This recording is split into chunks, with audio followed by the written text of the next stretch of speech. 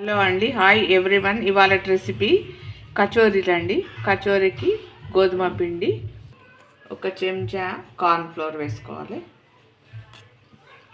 రెండు కలుపుకోవాలండి. గోధుమ పిండి, కార్న్ఫ్లోర్, ఉప్పు అండి, కొద్దిగా ఓమ వేసుకోవాలండి, ఒక స్పూన్.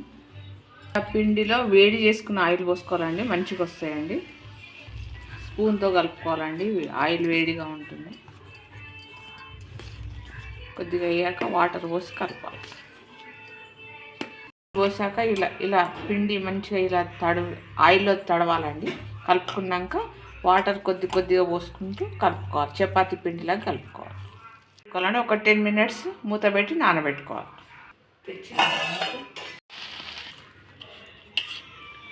ఒక స్పూన్ సోంపు, ఒక స్పూన్ జీలకర్ర నలగొట్టుకోవాలండి. ధనియాలు ఒక స్పూన్, ఇది కూడా నలగొట్టుకోవాలి. 3 కలిపి నలగొట్టుకోవాలి. సోంపు ధనియాలు పొడి చేసుకున్నాం కదండి, దాంట్లో ఒక స్పూన్ ఆమ్చూర్ మిక్స్ చేసుకోవాలి. టేస్ట్ బాగుంటుంది. ఆయిల్ పోసుకోవాలండి. ఆయిల్ పోసుకొని ఆయిల్ వేడెక్కాక ఆవాలు, జీలకర్ర, ఆవాలు వేయాక మిరపకాయలు వేసుకోవాలండి. 2 సన్నగా తరిగిన ఉల్లిపాయలండి, 1/2 స్పూను పసుపు, ఉప్పు అండి. ఇలా ఉల్లిగడ్డ వేగాక కారం వేసుకోవాలండి, 1 స్పూన్ కారం. మనం నల్లగా కొట్టుకున్న జీలకర్ర పొడి అవన్నీ ఉన్నాయి కదండి, మొత్తం వేసి కలుపుకోవాలి.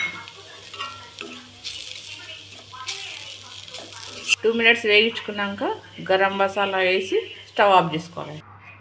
ఇలా అన్ని చిన్న చిన్న ఉండలు చేసుకోవాలండి. ఇలా చేసుకోవాలండి. చేసుకొని ఇప్పుడు కర్రీ పెట్టుకోవాలి. మనం రెడీ చేసుకున్న కర్రీ స్పూన్తో పెట్టుకొని మెల్లగా దాన్ని కవర్ చేసేయాలండి, ప్యాక్ చేసేయాలి మొత్తం.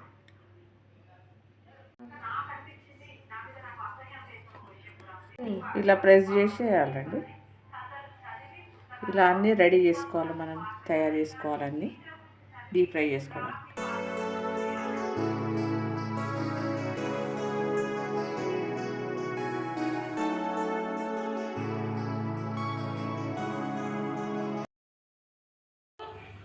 లో ఫ్లేమ్లో పెట్టి కాల్చుకోవాలండి. ఇంకో సైడ్ తిప్పుకోవాలండి. కాలాక ఇలా గోల్డెన్ కలర్ వచ్చాక తీసేసుకోవాలండి. రెడీ అండి. ఈ విధంగా వస్తుందండి. లోపల స్టఫింగ్ ఇట్లా పొరలు పొరలు మంచిగా కాలుతుంది. ఈ వీడియో చూసి మీరు కూడా ఇలాగే చేసుకోండి. Please subscribe. Thank you.